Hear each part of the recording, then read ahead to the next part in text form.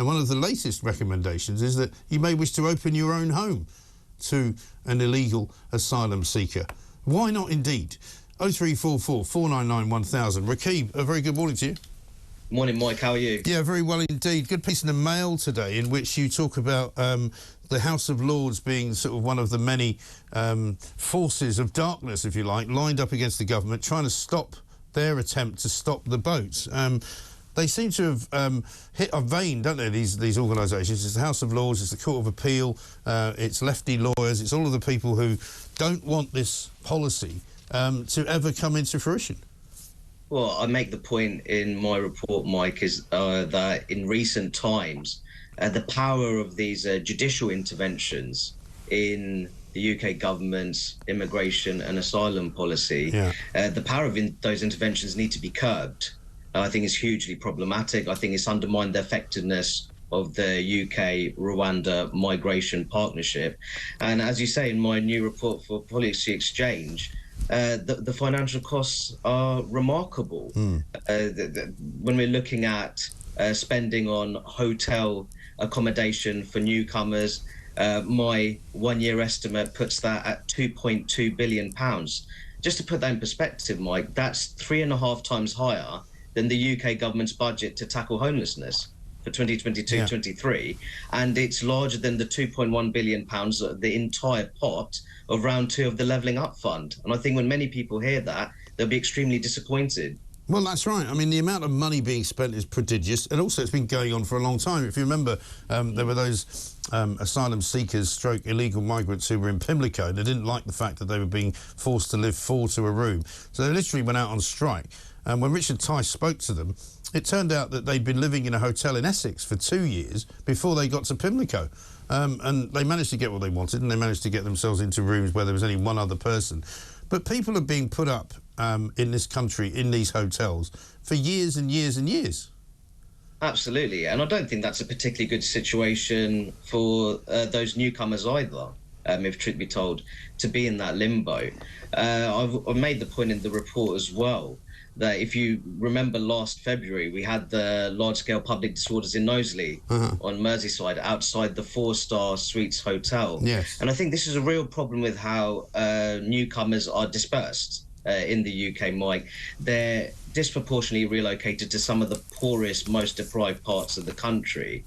And in my view, if you do that and you have asylum seekers being accommodated in 4-star hotels in areas which may have acute shortages when it comes to good quality and sustainable social homes, then that does risk fueling public resentment in those communities, and that fundamentally undermines social cohesion. Yeah, well, we've got something similar happening in Llanelli right now around one of the hotels which has been commandeered for migrants, one of the nicer hotels in that part of the world. But, you know, you're right to say that this is the anniversary of what happened in Liverpool, because that was painted at the time, wasn't it, as a kind of outpouring not of local disgust at what was going on, but a kind of an infiltration by the, quotes, far right, which it simply wasn't.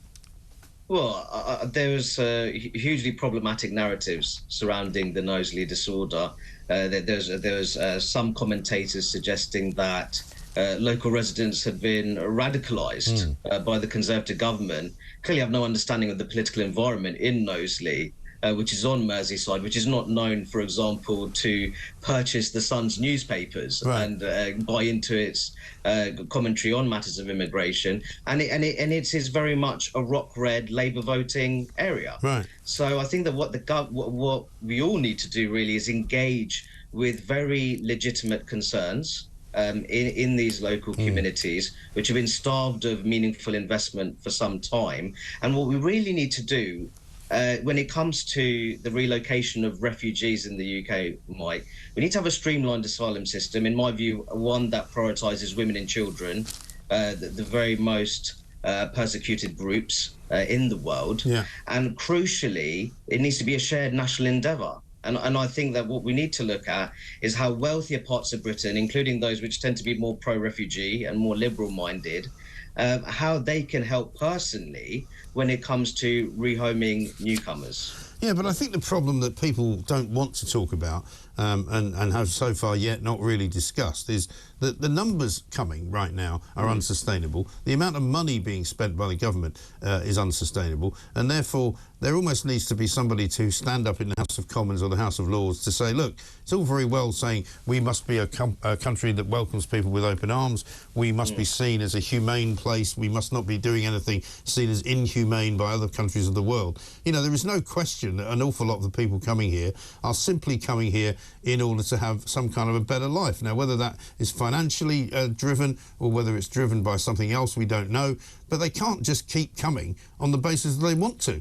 Because I was listening to a conversation earlier on today about, you know, how to detect whether people are coming here illegally or not, whether they've got passports, whether they're fleeing a war-torn country. Surely the point is, if you're fleeing a war-torn country and you've got no passport as a result, then you stop in the first safe country you find, because that's where you stay.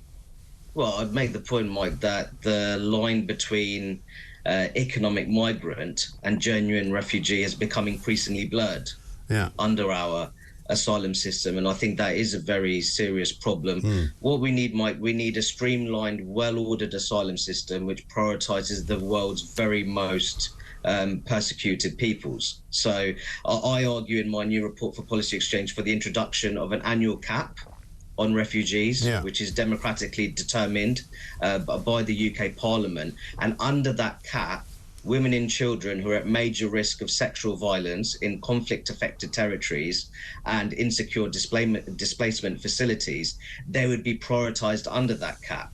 And actually, Mike, if you were to do that, I genuinely think more British families would even be interested in personally rehoming refugees, and that would ultimately, in the longer term, make savings for the British taxpayer more generally. And that's in the policy document, isn't it, that you guys have put out, that Ukraine-style sponsorship schemes expanded to Iranian, Afghan, Syrian and Iraqi people might make it cheaper.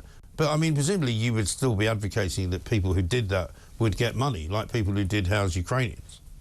Well, I think that there's a discussion to be had in terms of what kind of financial assistance would be provided. But one thing that's clear, that would ultimately reduce our reliance on accommodating newcomers in hotels, which, as you know, Mike, is incredibly costly. And even though the government is trying to diversify types of accommodation for newcomers, there's been talk of disused military sites, barges. They have their own issues. That includes high levels of opposition within local communities there.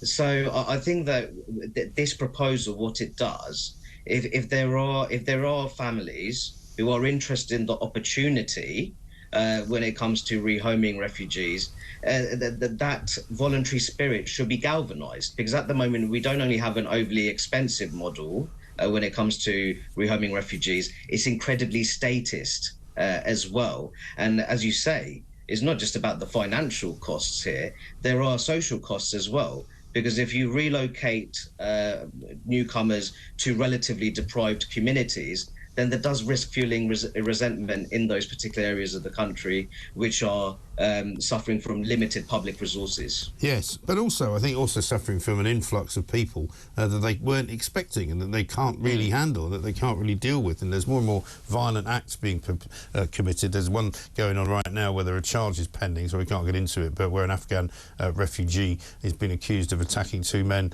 also Afghans, with a knife in one of these hotels where, you know, they're being housed while their processing is going on. And I think somebody somewhere has to put their hand up and just say, if this bill needs to get through Parliament, we need to just have, you know, a stop on everything for a while, because there's just too many people coming in. And, you know, we've got 600 coming in the other day, another new record.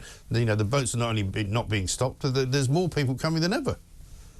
I think that Britain has much reason to take pride in its rich history when it comes to providing sanctuary for some of the world's most persecuted peoples.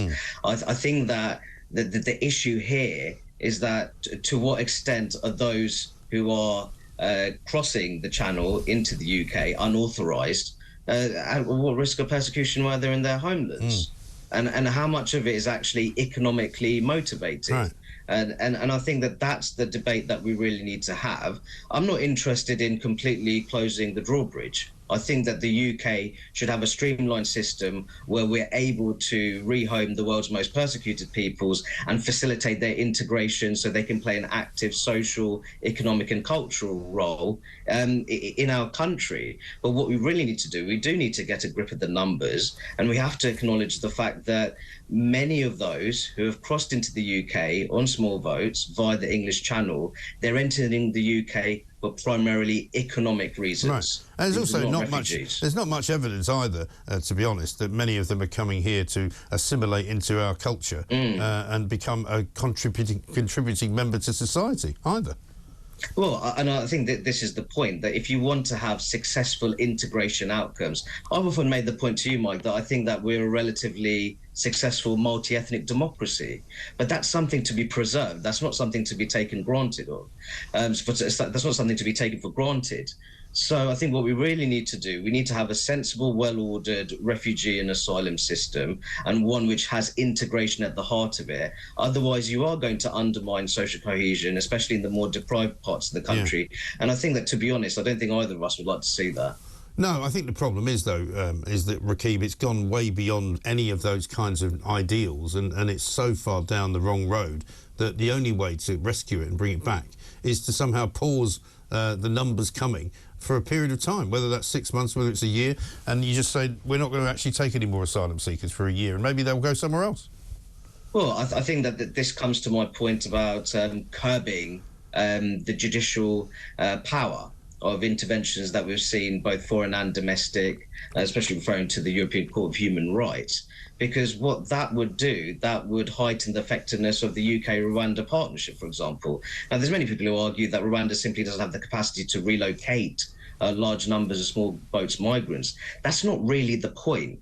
The reality is that once flights will start taking place, and you have that threat of judicial intervention has been neutralized or somewhat reduced, and once those flights take place, that would act as a deterrence. And I think that's the key point to be made. And as I said as I said before, Mike, I do think that the country has much to be proud of when it comes to providing sanctuary and rehoming some of the world's most persecuted peoples. I think that the UK has done a fine job of that when it comes to its Ukrainian sponsorship schemes, and also offering the opportunity for Hong Kongers to start a new life in the UK, people who are fleeing from Chinese state tyranny, especially the national security law. But we can't take everybody, Rakib. At the end of the day, no, we just have to have a sign that says stop.